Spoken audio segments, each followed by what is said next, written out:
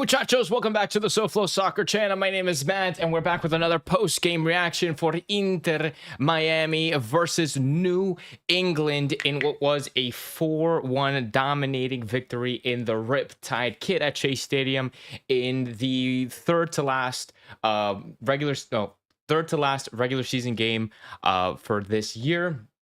We're just all itching for that playoff spot, and it was a great win against a really bad New England team. But we do have a couple of things to talk about. We're not going to spend a lot of time just kind of analyze, like, we're not going to go super in depth on on this post-game reaction or this analysis, I guess you could say. We're just going to talk about the goals. We'll talk about some of the players, and we'll mainly stick with the positive things that happened, and then I'll only maybe touch on some negatives. And then we'll have an update on the Supporter Shield standings in the Eastern Conference standings to see where Inter Miami stand. But first of all, welcome in, guys. I hope you guys had an amazing weekend. I hope you guys enjoyed watching the game on Saturday.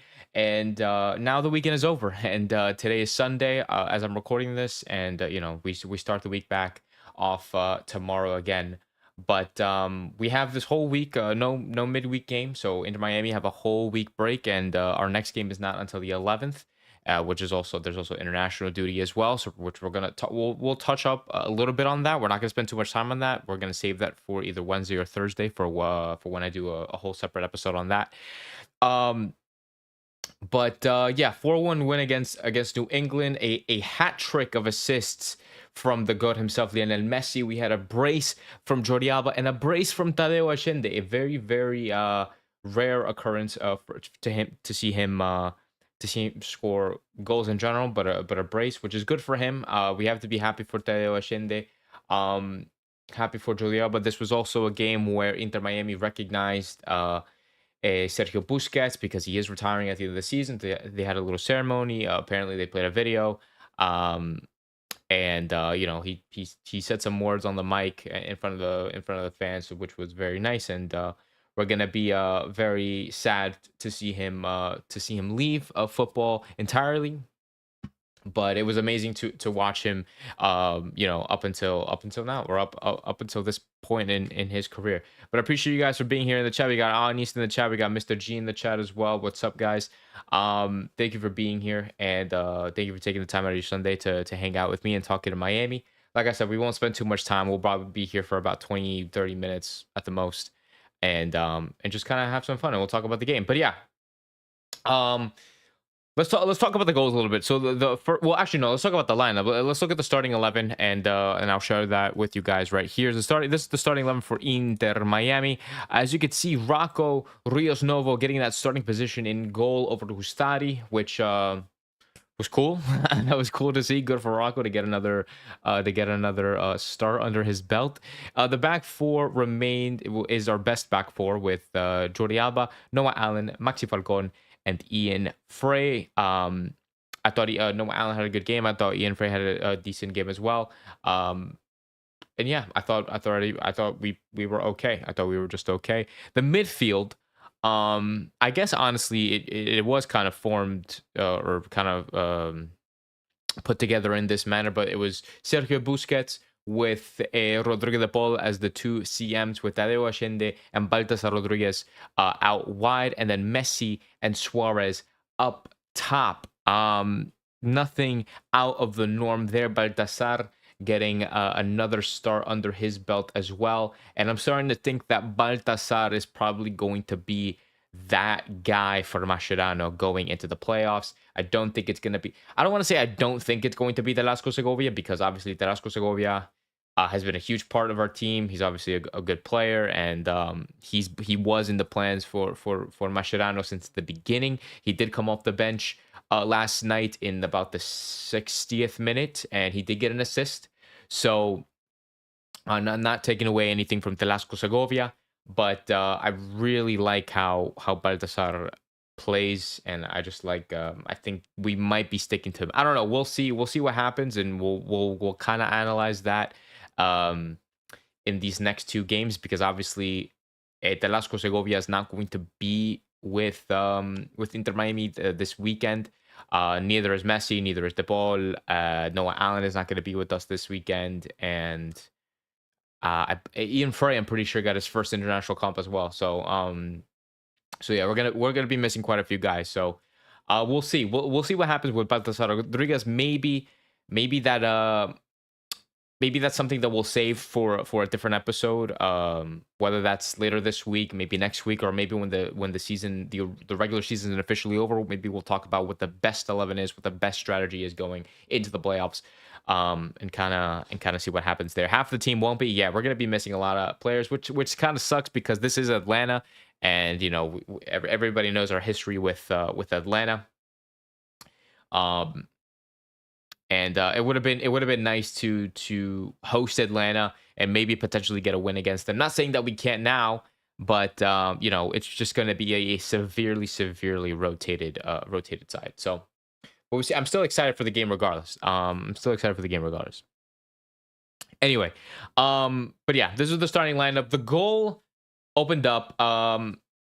Do you miss Silvetti? Oh, sorry, before we get into it, but do you miss Silvetti in recent games? I don't want to say missed him is kind of a strong word. I don't want to say I missed him.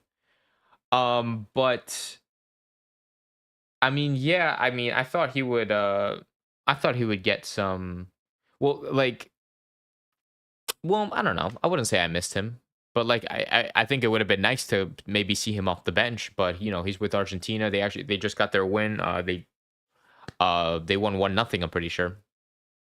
So yeah, no, but it would be nice to see Silvetti get some playing time off the bench. But at this point in the season, as we're heading into playoffs, he's definitely not going to be like somebody we rely on. It would just be kind of a nice.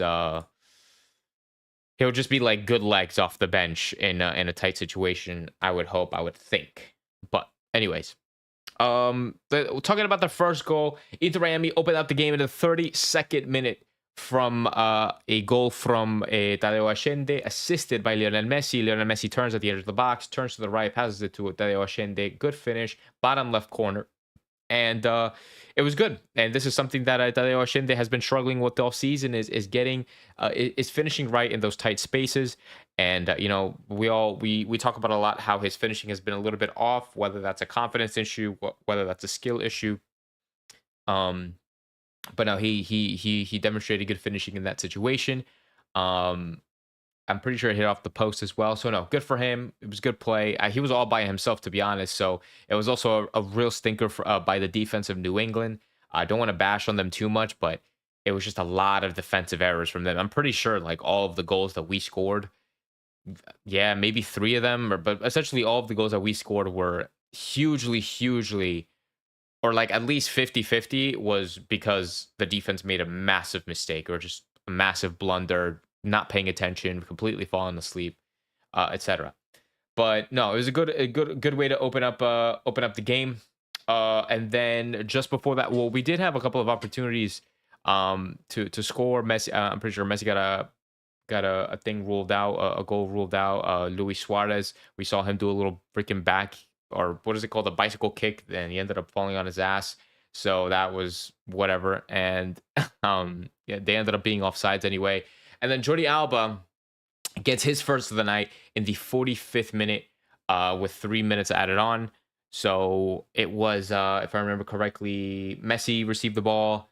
He was one-on-one with a defender. He was making it seem like he was going to cut in left, and then he completely left him for dead, went right, passes it to Jordi Alba. Jordi Alba like tumbles over, does like a barrel roll, sneaks it into the back of the line. The ball went over the line. So it didn't matter. The goal went in, and it's 2-0 for Inter Miami at the half. And at this point, we're feeling good. We're feeling confident. I mean, you know, nothing really too much. I mean, like we weren't playing amazing. We weren't playing poor. I thought we were good. I thought we were looking good. And honestly, New England weren't really looking the best in that first half. I think like they only had like one opportunity the whole time, and it wasn't even like a real chance, I don't think. We were definitely the more dominant team, not just in the first half, but over the course of actually, no, in the first half we were definitely a little bit more dominant, but we definitely looked better overall, in my opinion. But yeah, so that was halftime. In the second half, I don't want to take any credit away from New England on this goal in the 59th minute by Tersman. Great finish, honestly. It was a great finish outside the box. Curler. I mean, I wouldn't expect if Rocco saved it, it would have been an amazing save. It would have been a beautiful save, but it was a brilliant goal. Well done. Can't really take any credit away from him. It was a beautiful shot. And they get one on the board in the 59th. Doesn't really matter though. The next play, Inter Miami take it. Messi has the ball. He sees Tadeo Allende. Defense, once again, New England defense completely fell asleep at this point in the 60th minute of the game. They completely left Allende by himself for like literally 2 seconds, and he was able to break through that defensive line and then finish. The finish wasn't the greatest, which is something that I guess I'll talk about after we talk about these goals. The finish wasn't the greatest, but we still ended up scoring. It's 3-1, 60th minute. We still have 30 minutes to go. I wasn't really doubting Inter Miami at this point, whether they would lose the game or tie the game or not. I didn't have a single doubt. And then Jordi Alba wraps it up a couple of minutes later with a goal of his own, assisted by, that was the one that was assisted by Telasco. And he gets by a defender, goes in the box, puts it in the bottom right corner, and it's 4-1 into Miami, and that's how they finish it off. On New England side, we saw a lot of familiar faces like Campana. We did end up seeing Tomas Chancalay, which I have talked about in the past. We also saw players like we talked about in the preview, Heel and Turgeman, who I thought Heel had a good game. Like I thought he was all right. Like it wasn't really anything crazy. Campana wasn't Campana's best game. He ended up getting subbed out early. I think it was in the 70th minute, and I think he looked a little bit frustrated. It wasn't his best game at all. It wasn't anybody's best game for New England, just to be fully clear. But I think probably Heel was their best player. The defense was atrocious. I'm looking at their names now. They're number 2 and they're number 4. Beeson, and Fofana and Ceballos. Those 3 guys, yeah, no, they were having a stinker. I'm pretty sure number 4 and number 2 were like really the ones that were really struggling, I think, in my opinion. But Matt Turner being in net, he wasn't really doing much. But yeah, so I feel bad for New England. This doesn't really make us look like the best team or a good team. It was just a good result against a not so great opponent. You know what I'm saying? But yeah, and to comment on Allende, and because obviously we have to be happy about him scoring, because he doesn't score. Like we don't see him score. This is something that we've been talking about all season long. It's a problem. It's been a huge problem for Allende, but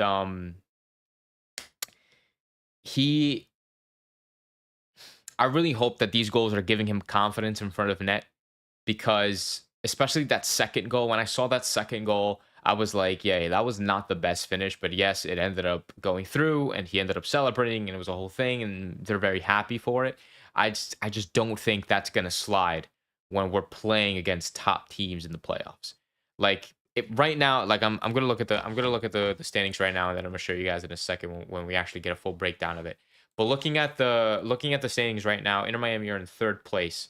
And so if we are in 3rd place, that means that we play 6th place. If this would show me, we would play Nashville. Yeah, that's crazy. So we would play Nashville. That's not going to slide against Nashville. Like that kind of finish from Allende is not going to slide against Nashville. That kind of finish is not going to slide against NYCFC, against Orlando. Like it's not going to slide against these teams. You know what I'm saying? So I hope Messi. I hope Allende can continue to score and to continue to have that confidence going into these games in the playoffs and even in these last 2 games of the regular season.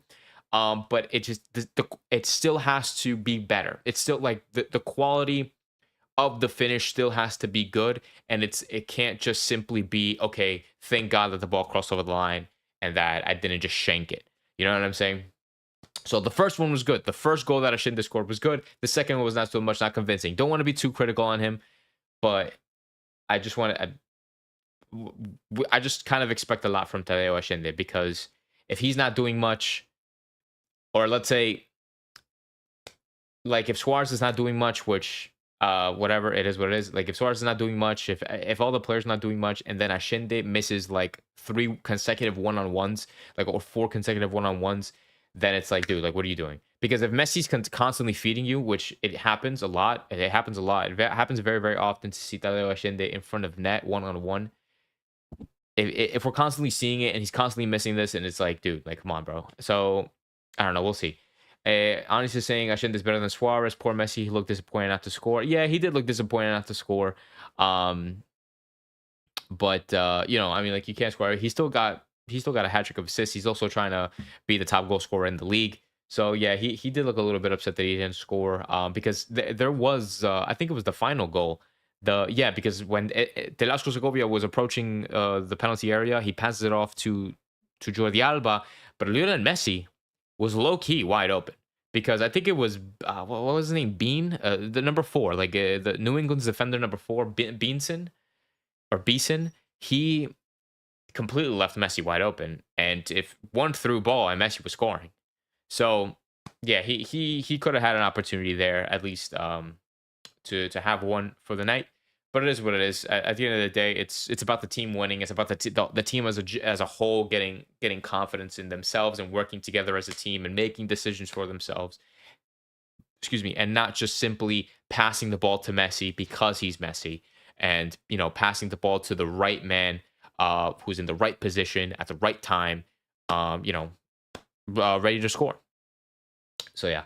Other than that, everybody, like I said, everybody else played solid. Like, everybody else plays super, super solid. Boosie, for one of his last games at home, he played good. Obviously Messi and Jordi did fantastic. Jordi Alba ended up walking away with the heron of the match, or the icon of the match, or whatever they do at the end of the game. Inter Miami.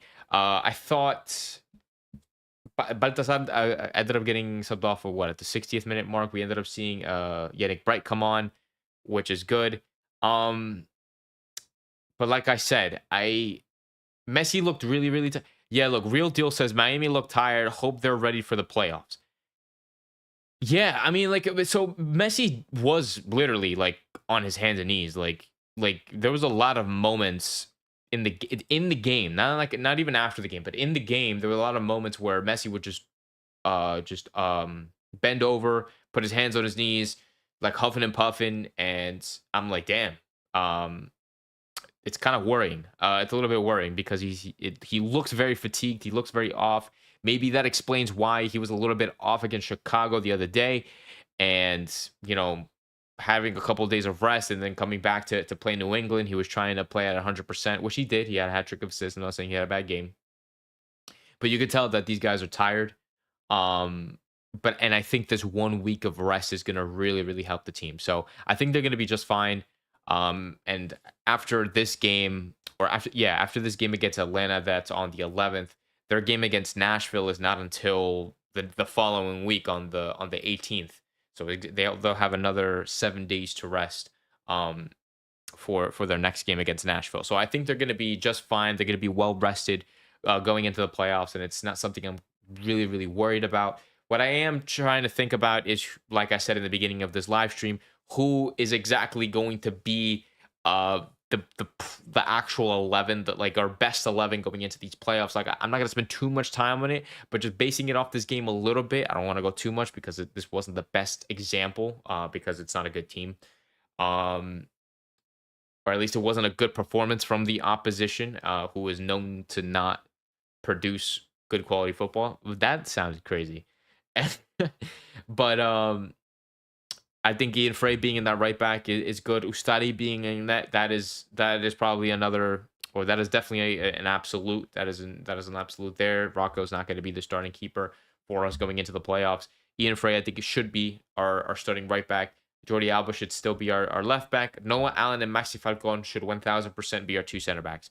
I know a lot of people don't like Noah Allen because of the height and the whatever we've been talking about all year long. I've been saying this all year long. And yeah, I'll sound like a broken record, But Noah Allen is the most consistent center back that we've had all year.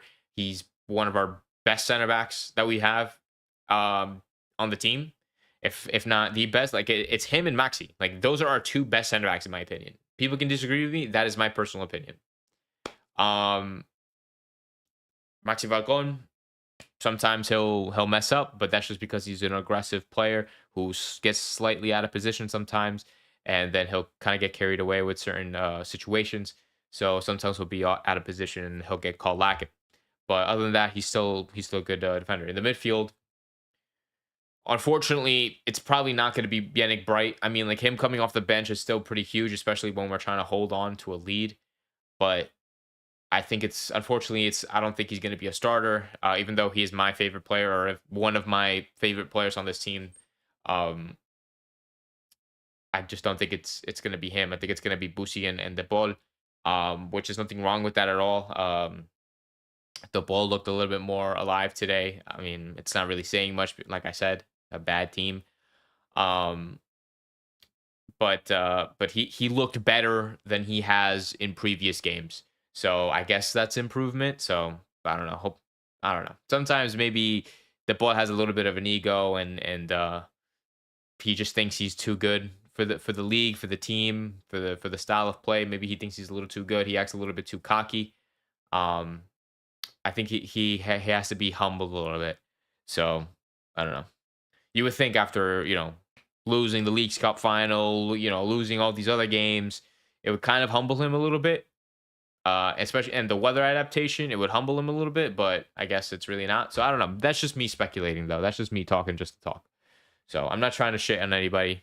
It's just, that's just conspiracy. Real Deal says, speaking of De Paul, he says, I'm waiting for De Paul to have a standout game. I'm seeing him play very average. Yeah, like I said, just retweeting what I said earlier. I think it's just complacency and just huge ego. You know what I'm saying? He thinks he's too good. Which I'm not saying he's not a good player, but you know, having too much of an ego is not good for your play. It doesn't make you play good, and if anything, it ruins your chances of performing well, especially with your teammates. Who else? Other than that, I mean, like nothing really. And then Messi and Suarez, right? Because I already said, oh no, the wingers. I think Baltasar is going to be our starting winger going into the playoffs, and I think Tadeo Oshinde is going to be our starting winger going into our to the playoffs. I don't think it's going to be Silvetti. I don't think it's going to be Velasco Segovia. I don't think it's going to be Fafa, obviously, and that's essentially it.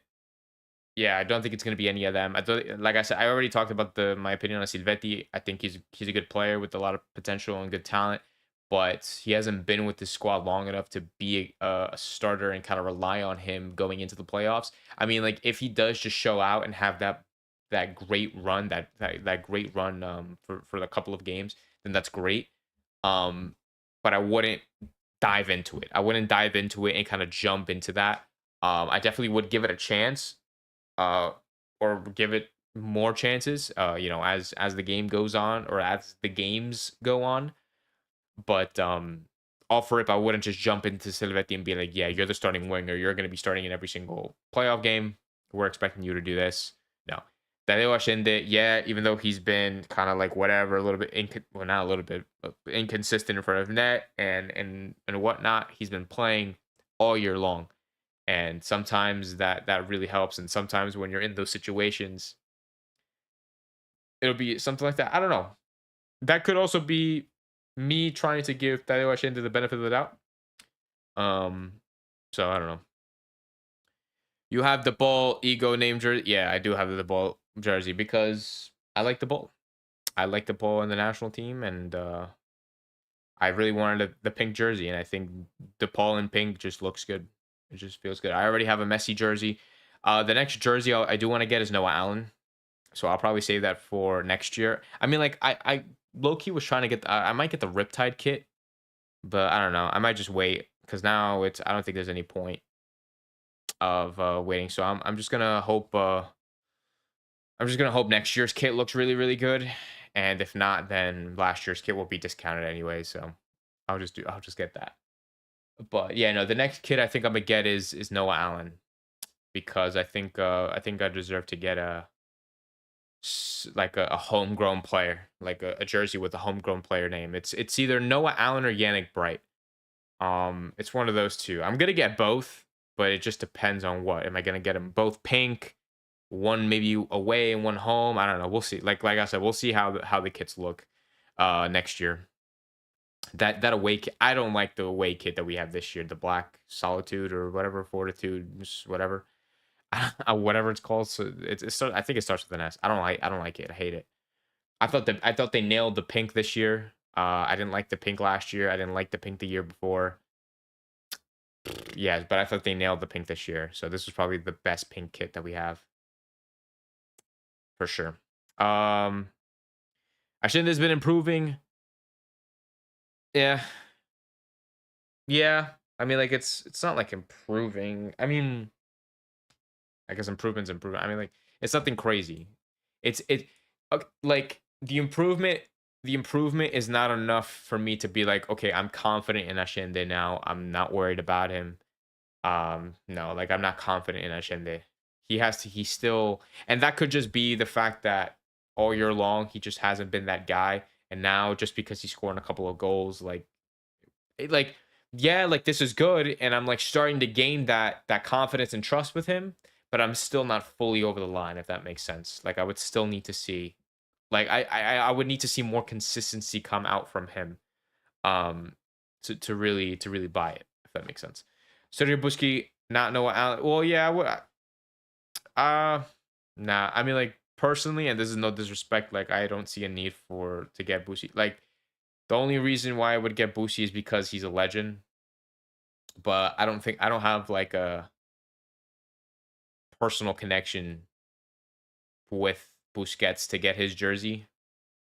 Like I don't have like any sort of like sentimental like connection or emotion like towards that name, which sounds stupid, right? But when I get player jerseys or jersey names, or yeah, when I get players names on my jerseys, like I would want it to like connect with me in a bit. So like Messi obviously being the player that I grew up watching since I was like 4 years old, that I always get. I have Julian Alvarez, who is like my favorite player honestly right now at this current moment in time, or he has been since the World Cup in 2022. He's been my favorite player.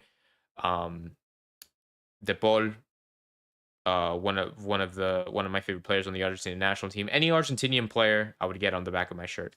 Noah Allen is because he literally grew up like 20 minutes from me. Not, yeah, about there. Yannick Bright, just even though he's Italian, he went through the college system here, like things like that. Homegrown, kind of not homegrown. He's a draft pick, but it was, you know what I mean. Um, yeah, like I wouldn't get a Jordi Alba jersey. I wouldn't get a Busquets jersey. I'm not gonna get a Suarez jersey. Um, I'm not gonna. I wouldn't get that. I'd get a Frey jersey. I'd get Frey, Noah Allen, Bright. Um, and that's essentially it as of right now. Maybe Baltasar because he played in Racing.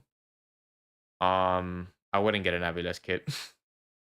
um, that's pretty much it. I think because kits are expensive, and I don't know. I would have gotten yeah, no, that's essentially it. That's essentially it. I had a well, I gave my dad a Iwain kit back in the day, but it washed out, and it's not really his name washed out in the back. Campana, we miss him. Last season for Boosie, yeah, but I don't know. I wouldn't. I just don't. I don't want to say I don't care, but like I wouldn't put him on the back of my shirt. I just rather have either an Argentinian player or like a local guy to support the local guys. Like if I was gonna get a Busquets jersey, I'd get a Busquets Barca jersey. Like you know what I'm saying? Like if I were to get a Busquets jersey. Um, but yeah, I think that's essentially it, guys. I'm not like I said, this was not gonna be long at all. This was only gonna be about 30 minutes, which I think it's been about 30 minutes. So I don't know if there's anything else for you guys to add that you guys want to add on, but if not, I appreciate you guys for tuning in and watching and hanging out on this Sunday night with me. I know this is like the back end of the season. There's really not much going on, and we're all just kind of waiting for playoffs to start. But like I said, I always like talking Inter Miami with you guys, even if it is just for a brief moment. And even if the games essentially don't really matter now. But let me show you guys what the table looks like. Oh, what's up, Mr. Duke? This is what the table looks like right now. So if the league were to end right now at this moment, Inter Miami, well, like I said earlier, we would play Nashville, which would be a different game. We play them at the end of the month, or not really at the end of the month, like halfway through the month on the 18th. So they're not really in the best of form, as you can see here on the right. Ooh, where's my mouse? There we go. They're not really in the best of form right here. They're going on 3 losses. They won, and then most recently they tied to Montreal 1-1, which is honestly a really bad result on their end. Montreal are down here, so that's a really bad result for Nashville. So if we do end up facing Nashville and we do end up staying in 3rd place, we should be a little bit confident. Maybe that, Nashville are now looking the best right now. And maybe they'll definitely want to be eager enough to beat us. But I think we should be able to handle that for sure. If we win, we have 2 games remaining, Atlanta and Nashville. If we win both games, that is 6 possible points. That'll put us on 65 points. That'll put us on 65 points, which is a potential 2nd place. And if not, then we're just staying in 3rd place. Obviously, it is no longer possible to win the Supporter Shield. The Philadelphia Union secured that last night with a win against NYCFC. They beat them 1-0. I'm just waiting until it doesn't show you, but the game says it right there. Maybe it's on this side. No, it's not here. But anyway, it doesn't matter. They won 1-0. So Philly won the Supporter Shield. They won one. They beat NYCFC. So NYCFC dropped to 5th. Charlotte in 4th. Cincy are still in 2nd. And Nashville, Orlando, Chicago, Columbus, and there's only 2 more games left. So everybody else has a game left. We have 2, and we're gonna see. What happens. We're gonna see where we end up finishing. And then we're gonna end up seeing who our opponent is. So we're almost there, guys. We're almost there. 75%. Miami wins. Yeah, MLS Cup. Yeah, I think we have a good chance. It's something that we'll focus on also. At the end of the month, once the regular season ends, we'll talk a lot more about that kind of thing. But yeah, I think if we get into good form and we're kind of feeling it, then I think we should get pretty far into this postseason. So we'll see what happens. But thank you guys so much for tuning in. Hopefully you guys had a great weekend. Let's start off tomorrow strong. Monday, we're all going back to work. So yeah, man. Hope you guys rest well for today, and I'll be back in midweek, and we'll talk a little bit about the game against Atlanta coming up. We'll talk about other things as well, so make sure you stay tuned for that. Hit the like button, hit the subscribe button, and make sure to turn on that notification bell so you don't miss that live stream. If you have enjoyed this content and want to see more, make sure you tune into my other videos or my other live streams that I've done previously. But yeah, hope you guys have a great rest of your night. Let's hope for a win later this week, and I'll see you guys soon. Bye, Miami. Ciao, guys.